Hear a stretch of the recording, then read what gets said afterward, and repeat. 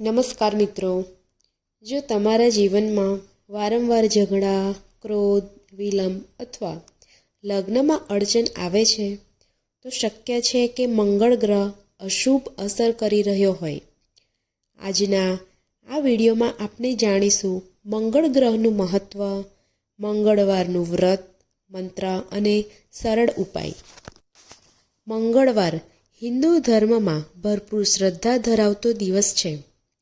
આ દિવસે ખાસ કરીને હનુમાનજી એનાથી જોડાયેલા વ્રતો અને પૂજાનું મહત્ત્વ છે. મંગળવારને મંગળ ગ્રહ અને હનુમાનજી સાથે જોડવામાં આવે છે. મંગળ દોષ દૂર કરવા માટે લોકો આ વ્રત રાખે છે.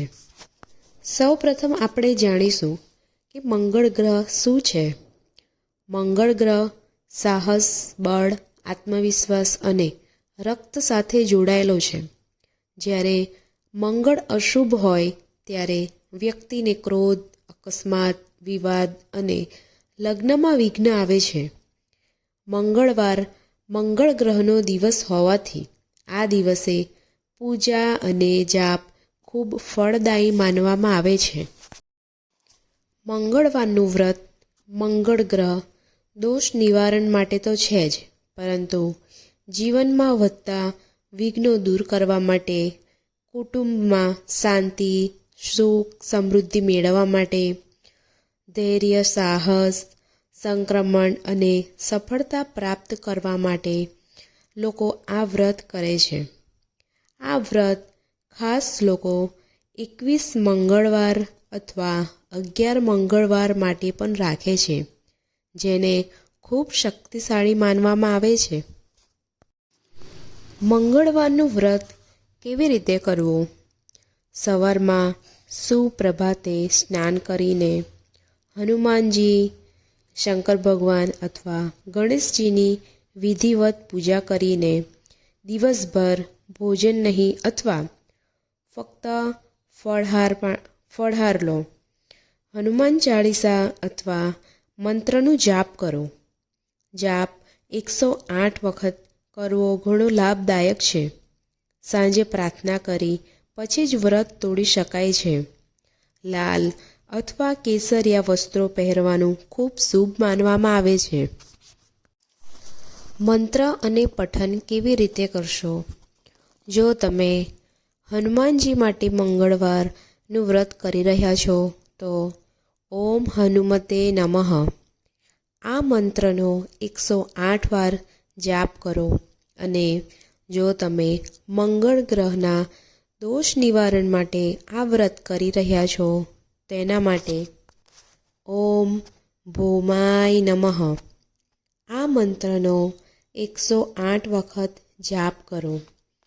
આ દિવસે લાલ ફૂલ અથવા લાલ ચંદન અર્પણ કરી શકાય છે. આ દિવસે દાન કેવી રીતે કરવું તેના સરળ ઉપાય. મંગળવારે લાલ દાળ, ગૂળ, તાંબુ અથવા લાલ કપડાનું દાન કરી શકાય છે. હનુમાનજીને ચોળા અને તેલ અર્પણ કરી શકાય છે. ગુસ્સાને નિયંત્રણમાં રાખીને આ મંગળ શાંતિનો સૌથી મોટો ઉપાય છે. મંગળવારનું વ્રત કોણ કોણ રાખી શકે છે? જે લોકો મંગળ દોષથી પીડાતા હોય તે લોકો, પરિવારની સુખ શાંતિ સંપત્તિ માટે, વિધવા વિવાહ લક્ષ્ય માટે, વિદ્યાર્થીઓ પ્રતિબંધો દૂર કરવા, શક્તિશાળી ઈચ્છા પૂરી કરવા. કેટલીક મહિલાઓ શ્રાવણ માસમાં મંગળા ગૌરી વ્રત પણ રાખે છે. આ વિધિ ખાસ કરીને લગ્ન જીવન માટે હોય છે. આ વ્રત ખૂબ અદ્ભુત લાભ આપે છે જો તે વિશ્વાસ અને નિયમિતતા સાથે કરવામાં આવે.